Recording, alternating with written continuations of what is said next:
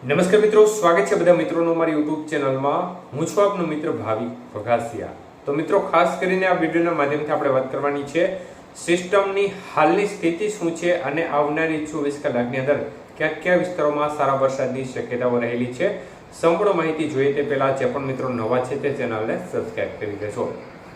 તો મિત્રો, સિસ્ટમની સ્થિતિ જોવા જઈએ તો ગઈકાલે લો પ્રેશર સિસ્ટમ મધ્યપ્રદેશના જબલપુર નજીક હતી અને ત્યારબાદ તે ધીમી ગતિ આગળ વધી રાજસ્થાનના કોટા નજીક પહોંચી હતી, પરંતુ ત્યારબાદ સિસ્ટમ છે તે ફરીથી પાછળ હટી અને અત્યારે ફરી એકવાર મધ્યપ્રદેશના જબલપુર નજીક જોવા મળી રહી છે। હજી પણ સિસ્ટમ મજબૂત છે, લો પ્રેશર તરીકે જોવા મળી રહી છે। સિસ્ટમ અત્યારની સ્થિતિ પ્રમાણે જોવા જઈએ તો ધીમી ગતિએ ફરી પશ્ચિમ દિશા તરફ આગળ વધશે, રાજસ્થાનના ભાગો સુધી જશે, દક્ષિણ રાજસ્થાનના ભાગો સુધી, અને ત્યાંથી ઉપર જવાની શક્યતાઓ દેખાતી નથી, કારણ કે ઉપર છે તે સૂકા પવનો છે તેમને ધક્કો મારશે, એટલે સિસ્ટમ વધુ ઉપર જાય તેવી સંભાવના પણ નથી, પરંતુ સિસ્ટમ દક્ષિણ રાજસ્થાનના ભાગોથી થોડી નીચે આવી શકે તેવી શક્યતાઓ અત્યારે દેખાયેલી છે।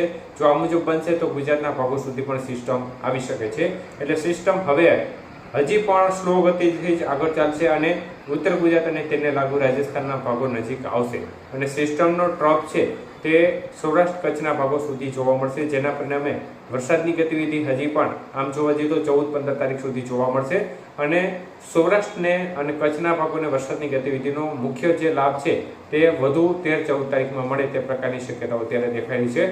તો હાલ વધુ એક સિસ્ટમ બંગાળની ખાડીમાં ઉત્તર પૂર્વ બંગાળની ખાડીમાં બાંગ્લાદેશ નજીક જોવા મળી રહી છે, અને એ સિસ્ટમ પણ આવતી 13 તારીખે લો પ્રેશરમાં ફેરવાઈ જશે। તો મિત્રો, આ થઈ સક્રિય સિસ્ટમોની સ્થિતિ ચોમાસું ધરી પણ અત્યારે નોર્મલ પોઝિશન પર છે। રાજસ્થાનના બીકાનેરથી પસાર થઈ, કોટા ગુના લો પ્રેશર સેન્ટરના ભાગો પરથી પસાર થઈ, જમશેદપુર ડીકા થઈ અને બંગાળની ખાડીના ભાગો સુધી જઈ રહી છે। ત્યારે મિત્રો, ખાસ કરીને આવનારી 24 કલાકની અંદર વરસાદની ગતિવિધિ ખાસ કરીને પૂર્વ ગુજરાત, મધ્ય ગુજરાતના ભાગો, ઉત્તર ગુજરાતના ભાગોમાં છૂટાછવાયા ભાગે જોવા મળી છે, દક્ષિણ ગુજરાતના ભાગોમાં પણ છૂટોછવાયો વરસાદી માહોલ જોવા મળ્યો છે, સૌરાષ્ટ્રના ભાગોમાં પણ અમરેલી, ભાવનગર આજુબાજુ ગઈકાલે સારો વરસાદ અનેક ક્ષેત્રોમાં જોવા મળ્યો છે।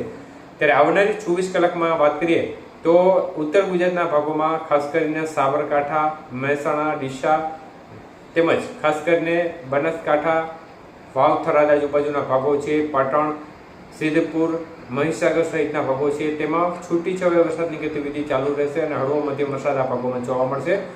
મધ્ય પૂર્વ ગુજરાતના ભાગોમાં અમદાવાદ, ગાંધીનગર, ખેડા, નડિયાદ, વડોદરા, દાહોદ, ગોધરા, દાહોદ, પંચમહાલ, છોટાઉદેપુર સહિતના ભાગો છે તેમાં પણ છૂટોછવાયો વરસાદી માહોલ યથાવત રહેશે અને અમુક વિસ્તારમાં હળવો મધ્યમ, કોઈ સેન્ટરમાં ભારે વરસાદ પણ પડી શકે છે। દક્ષિણ ગુજરાતના ભાગોમાં પણ તે પ્રકારે જ બધી બાજુ શક્યતાઓ રહેશે, પરંતુ છૂટોછવાયો વરસાદ હશે અને વરસાદની ગતિવિધિ હળવા મધ્યમથી લઈ અને સીમિત વિસ્તારમાં ભારે વરસાદની શક્યતાઓ આવનારી 24 કલાકની અંદર રહેશે, જેમાં તાપી, નર્મદા, ડાંગ, આહવા, સુરત સહિત વલસાડ, વાપી, નવસારી, દમણ, દાદરા, નગર હવેલી, ભરૂચ સહિતના વિસ્તારોમાં વરસાદની ગતિવિધિ જોવા મળશે। સૌરાષ્ટ્રના ભાગોની વાત કરીએ તો સૌરાષ્ટ્રના ભાગોમાં સુરેન્દ્રનગર, બોટાદ જિલ્લો છે, ભાવનગર, અમરેલી જિલ્લાના ભાગો છે, રાજકોટ જિલ્લાના અમુક ભાગો સુધી વરસાદની ગતિવિધિ જોવા મળશે, અને અન્ય ભાગો છે મોરબીના તેમાં પણ થોડી સંભાવના દેખાઈ રહી છે। બાકીના જિલ્લાઓ છે તેમાં છૂટાછવાયા ઝાપટા સ્વરૂપે વરસાદની ગતિવિધિ જોવા મળશે, અને તે મુજબ કચ્છના ભાગોમાં પણ આવનારી 24 કલાકની અંદર ઝાપટા સ્વરૂપે વરસાદની ગતિવિધિ જોવા મળે તે પ્રકારની શક્યતાઓ અત્યારે દેખાઈ રહી છે। એટલે સિસ્ટમ નજીક આવશે તેમ તેમ વરસાદના વિસ્તાર છે તે સૌરાષ્ટ્રમાં થોડા વધારો થાય તે પ્રકારની શક્યતાઓ દેખાઈ છે, અને સિસ્ટમનો ટ્રક કેવો લંબાઈ સૌરાષ્ટ્રના ભાગોમાં તેના ઉપર વરસાદની તીવ્રતા નિર્ભર રહેશે। એટલે જો સિસ્ટમનો ટ્રક સૌરાષ્ટ્રના ભાગોમાં સારો રહેશે તો ચોક્કસપણે અનેક વિસ્તારમાં સારો વરસાદનો લાભ મળવાની શક્યતાઓ દેખાઈ રહી છે।